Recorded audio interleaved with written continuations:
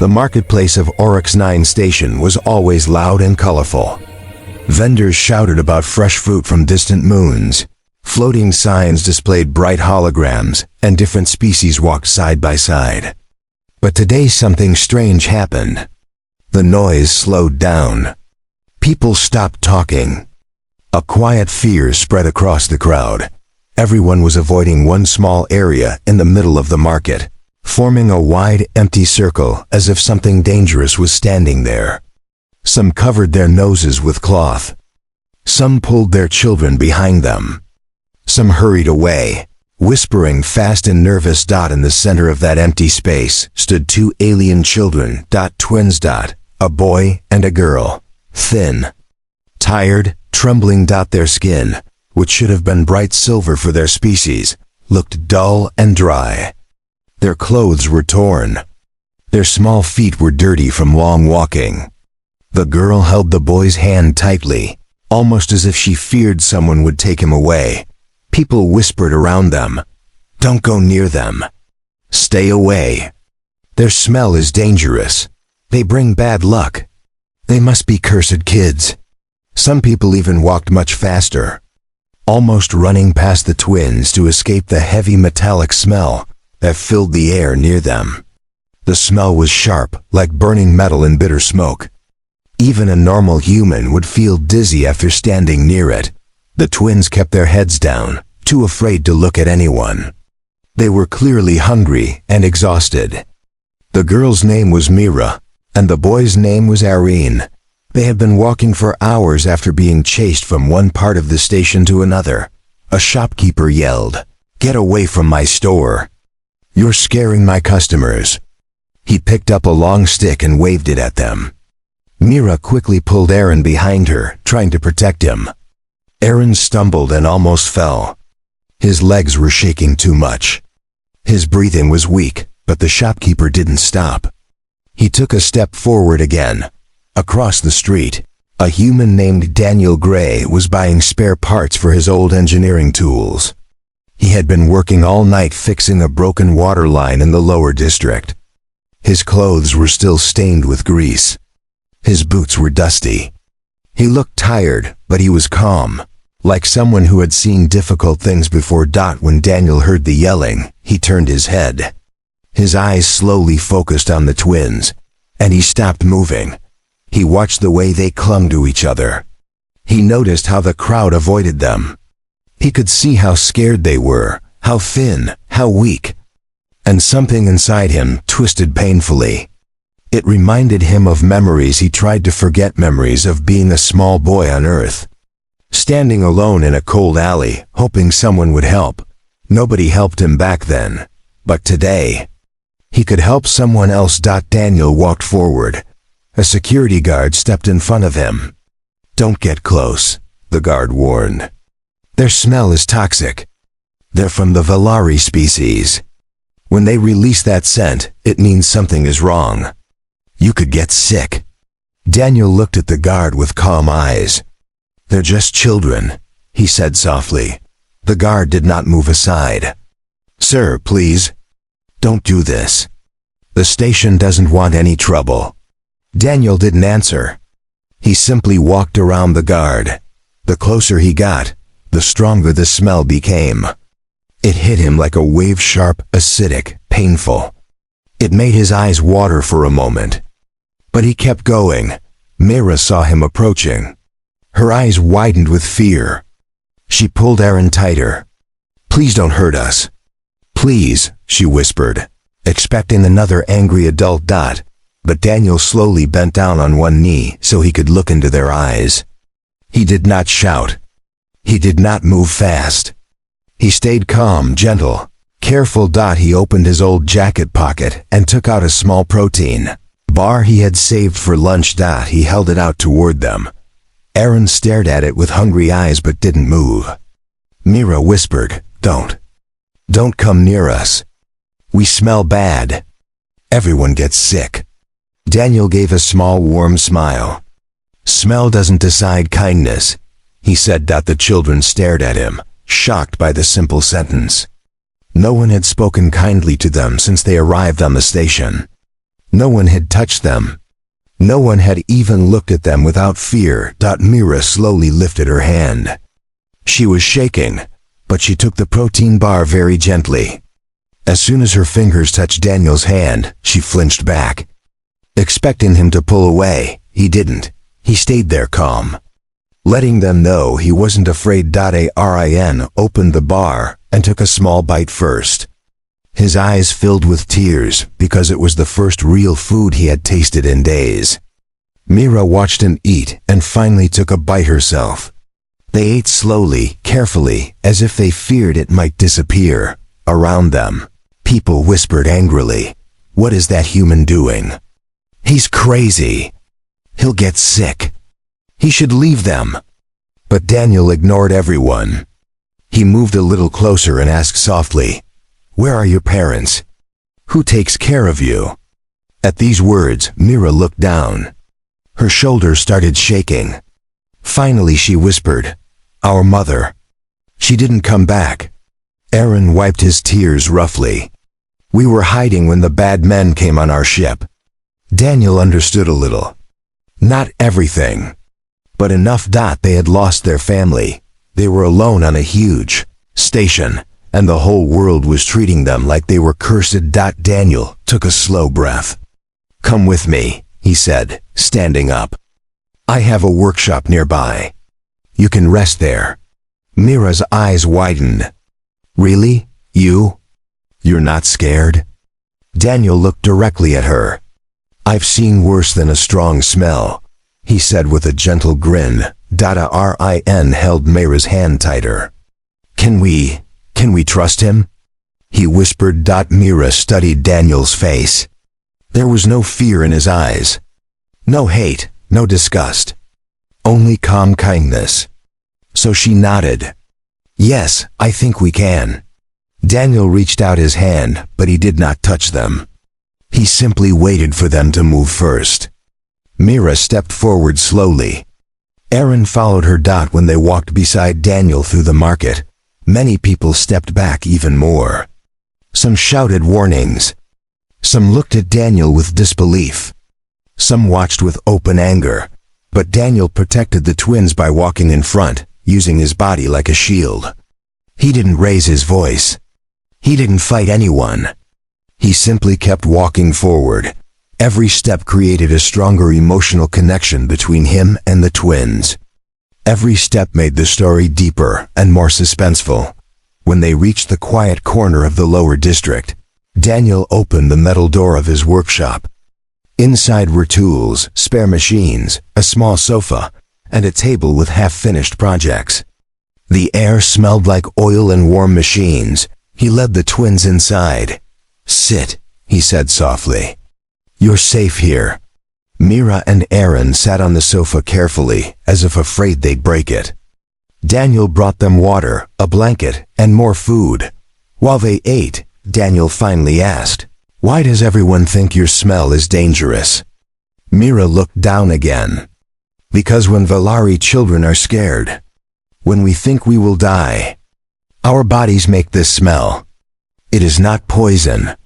It is fear." Daniel froze, suddenly. Everything made sense.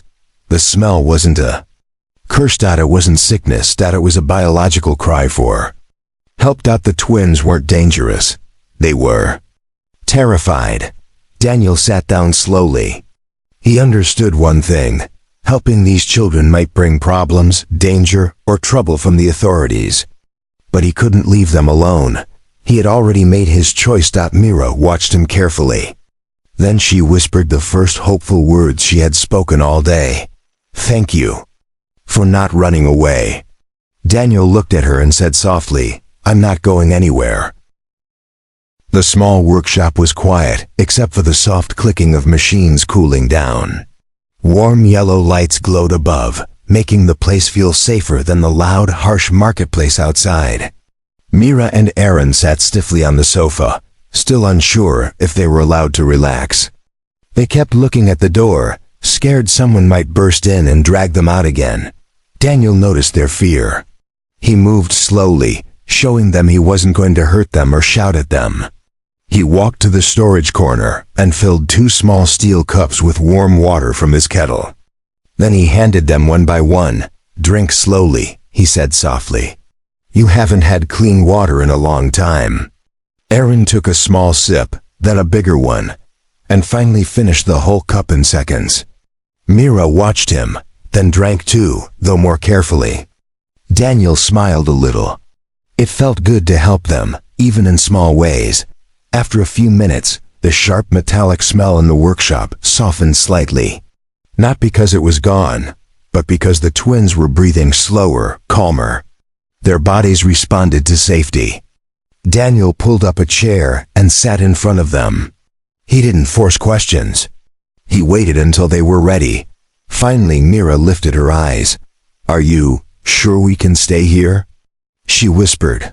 "For now, yes," Daniel said. "You need rest. And food, and someone who actually cares." Aaron tugged the blanket around himself. "No one wants us," he said in a small voice. "Everyone says we smell like death." Daniel shook his head. "They don't understand you. That doesn't make you bad." The twins exchanged a confused look. Kindness felt strange to them. Almost unbelievable. After a moment, Mira took a deep breath. "Do you want to know why we smell like this?" Daniel stayed quiet, letting her speak at her own pace. "Our species is Velari," she explained. "We shine silver when we are healthy, but when we are scared, or when we think we will die, our bodies make a chemical smell. It is to warn adults of danger. It is not poison. It is just fear." Aaron nodded quickly. "The smell gets stronger when we panic." Daniel listened carefully. "And you've been scared for a long time, haven't you?" Mira looked down. Aaron's small hand tightened around hers. "Our ship was attacked," Mira said. "We were traveling with our mother. She told us to hide inside a small metal vent. She kissed our heads and said she would return." Daniel swallowed hard. "Did she come back?" Mira's voice shook. "No." Aaron's face crumpled. "We heard shouting, and noises like things breaking. Then the ship went quiet. We waited a long time. But no one came." Daniel felt a sharp ache in his chest. He had seen violence in space before. He knew what usually happened to small ships attacked by raiders. Myra continued. "We crawled out when everything was silent. Our ship was broken. There was fire. We ran." Aaron added, "Then we reached the station in an escape pod. But everyone who came close ran away from us. The smell of fear, the scent that pushed everyone back, their biological alarm had turned them into outcasts." Daniel leaned forward slightly. "You survived all that? By yourselves?" Mira wiped her tears with her sleeve. "We tried." Aaron whispered, "We thought no one would ever help us again." Daniel took a long, slow breath. He felt anger rising. Inside, not at the children, but at the world that had treated them like trash. "You did nothing wrong," he said softly. "You're just kids. You deserved safety. You deserved kindness." Myra's eyes glistened. "But why did you help us?" Daniel leaned back in his chair. He looked at the ceiling for a moment before answering. "When I was your age," he said, "I was alone too. I also smelled bad, not because of fear, but because I had no home. No clean clothes. Everyone ignored me. Everyone walked past me like I didn't exist." Aaron stared at him wide-eyed. "But one old man," Daniel continued, "gave me food. He didn't ask anything from me. He didn't shout. He just said, 'Kindness is free.' I never forgot that." Mira whispered, "So, you helped us because someone helped you?" Daniel nodded. "Yes, and because helping you is the right thing to do." The twins looked at him with slowly growing trust. For the first time in days, they felt something unfamiliar: hope. They continued eating quietly. After some time, their smell softened again. Not pleasant, but less harsh. But their peace didn't last long. A sudden knock sounded on Daniel's door. The twins jumped in fear. The metallic smell instantly grew sharper again, filling the workshop like a cold wave.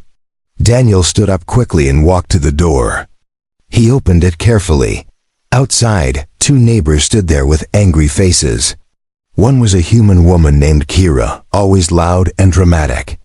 The other was a tall blue-skinned male alien who lived upstairs. Kira pointed her finger inside. "Daniel, what are you thinking? Those cursed Valari kids are in your shop? Their smell is spreading everywhere." Daniel kept his voice calm. "They're scared children, not cursed." The alien man stepped forward, covering his nose with a cloth. "We cannot breathe in this building.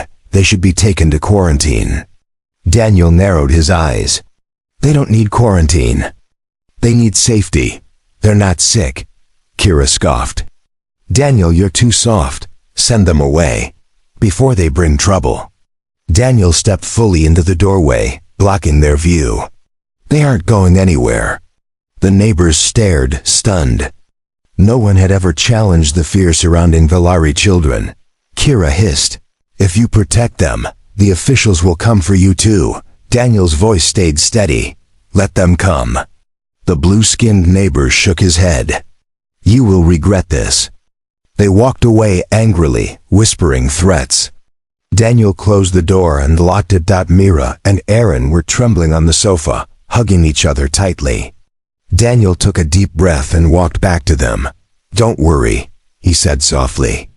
"I won't let anyone hurt you." Myra's voice was weak. We don't want to cause trouble. Maybe we should leave." Daniel shook his head. "You leave and what happens? People will shout at you again. They will chase you. You will starve." Aaron's eyes filled with fear. "Then what do we do?" Daniel sat beside them and gently placed a blanket around their shoulders. "Tonight, you stay here. Tomorrow, we go to the medical deck and explain everything. We show them you're not dangerous." Myra bit her lip. "Do you think they will listen?" Daniel gave a small smile. "They will listen. Even if I have to shout very loudly." The twins finally allowed themselves to relax a little, but outside the workshop things were changing. Rumors spread quickly on Orcs 9 station. People talked about the human who took in the cursed Valari twins. Some were angry, some were afraid, some were curious, but not all rumors were harmless. In the dark corners of the station, a group of masked criminals called the Collectors heard the whispers. They hunted rare alien children.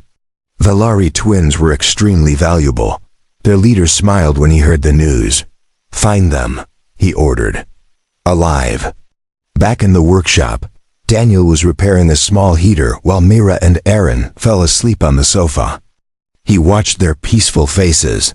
He didn't know what danger was coming. He only knew one thing.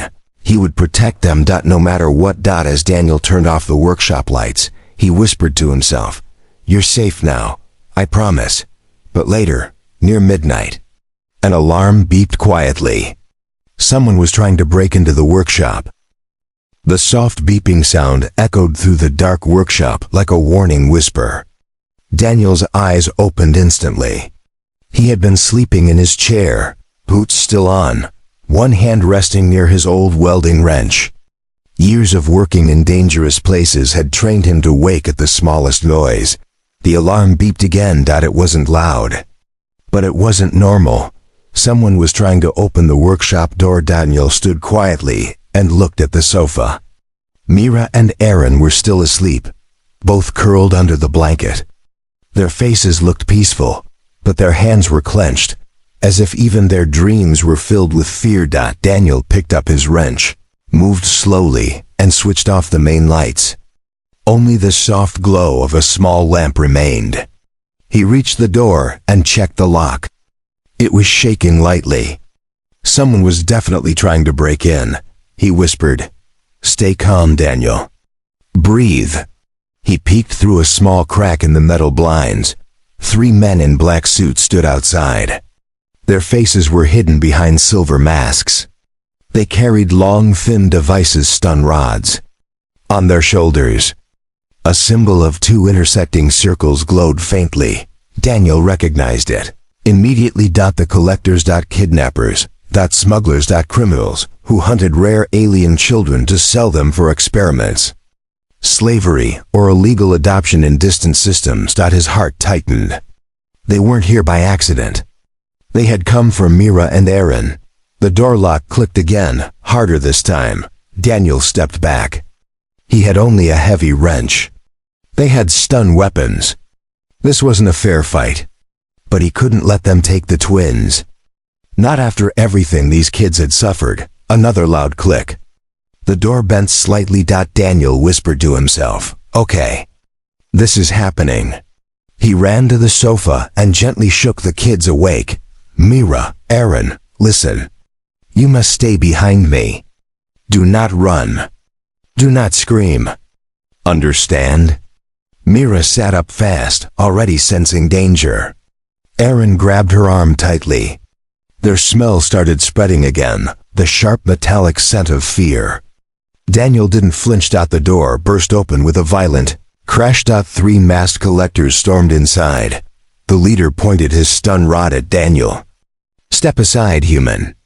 We are only here for the Valari twins. You don't have to die tonight." Daniel gripped his wrench so tight his knuckles turned white. "Over my dead body," he said quietly. The leader chuckled. "That can be arranged." The first attacker rushed forward. Daniel ducked, swung his wrench, and hit the man's knee. The attacker fell with a cry. But another collector grabbed Daniel from behind, slamming him into the wall. Mira screamed. Aaron cried out, "Stop! Leave him!" Their fear exploded like a storm. The air filled with the strongest smell yet, sharp, painful, almost burning. The collectors coughed and covered their masks with both hands. But they still moved toward the children. The leader pointed at Mira. "Grab her. The boy too." Daniel's vision blurred for a moment from the hit, but he forced himself to stand. He rushed forward, punching the second collector hard. The man fell into a shelf, knocking tools everywhere. But the leader was already reaching toward Mira. Daniel roared, "Don't touch them." He tackled the leader and slammed him against a table. The stun rod hit Daniel's shoulder, sending electric pain through his body. His muscles shook violently. He almost collapsed, but he didn't let go. With the last of his strength, he smashed his wrench into the leader's mask. The mask cracked. The leader stumbled back, holding his face. Daniel fell to one knee, breathing hard. His arm twitched from the stun shock. He had no strength left, nor did the twins. They were cornered. Trembling, crying, the metallic smell grew thicker and thicker until even. Daniel felt dizzy. Then something unexpected happened. Mira grabbed Aaron's hand. Their eyes glowed softly, a silver blue light. Their skin shimmered for the first time since Daniel met them. Their true Valari energy activated. Their fear chemical changed. Their smell shifted from sharp and bitter to something powerful and bright, like charged electricity mixed with cold mountain air. It filled the workshop with a strange, shimmering vibration. A soft wind blew around them. Even though the room was closed, the remaining collectors stepped back, confused. "What is this?" One shouted. Daniel forced himself to stand again. "It's not fear anymore," he whispered. "It's strength." Mira whispered something in her own language. Aaron repeated it. Their hands squeezed together. A pulse of energy exploded outward. A shockwave of shimmering silver light. The collectors were thrown across the room like dolls. Their weapons flew out of their hands. The leader crashed into a metal cabinet and lay still, moaning in pain. Silence filled the room. Daniel stared at the twins, stunned. Their dull, faded skin now glowed with soft silver. Their eyes shimmered with determination. Their breathing steadied. They weren't cursed. They weren't dangerous. They were powerful. When they felt safe, the energy faded slowly. Mira dropped to her knees, tired. Aaron leaned against her, breathing fast. Daniel ran to them. "Are you okay? Does it hurt?" Mira shook her head. "No. It happens when we trust someone. When we feel safe." Our fear changes into protection. Daniel smiled, though his shoulder hurt badly. You protected me too. Sirens suddenly echoed in the distance. Station security, finally. A few minutes later. The door burst open again, this time with officers in white armor, flashing lights and scanners. They saw the unconscious collectors on the floor and immediately arrested them. The captain of security turned to Daniel. We received reports about these criminals, but we didn't expect this. Daniel looked at the twins. They were only defending themselves. The captain scanned the twins. His eyes widened. They are Villari, and they are children. He looked around at the destroyed workshop. Did anyone help them before you? Daniel shook his head. Everyone ran away. The captain lowered his gaze, ashamed. The station failed these kids. Mira stepped closer. Daniel protected us, she said softly. He believed us. Aaron nodded. He didn't run. The captain kneeled in front of them. You two are safe now. We will give you proper care, food, and a place to stay. Mira looked uncertain. Can Daniel stay with us? The captain hesitated. Humans don't usually. Daniel stepped forward. I'll stay. If they want me. Mira and Aaron both clung to his arm instantly. The captain smiled slightly. Then it settled. Days passed. The twins stayed in a protected medical area, where doctors helped them recover. Their silver skin regained its shine. Their smell faded to a soft, warm scent like clean air. Their bodies healed, but more importantly, their hearts healed. Daniel visited them every day. He brought food, stories, small toys he made from metal scraps. He taught them how machines worked. They taught him a few Villari words. For the first time in their lives, Mira and Aaron felt like they belonged. One day, while sitting together in the quiet corner of the medical deck, Mira looked at Daniel and said softly, You changed our life. Daniel smiled and touched her head gently. No, you changed mine. Aaron hugged him tightly. We don't smell bad anymore. Daniel laughed. You never smelled bad to me. And so, the galaxy learned a lesson. Fear makes people cruel. But kindness changes everything. And one human, just one, had changed the fate of two forgotten children. HFY.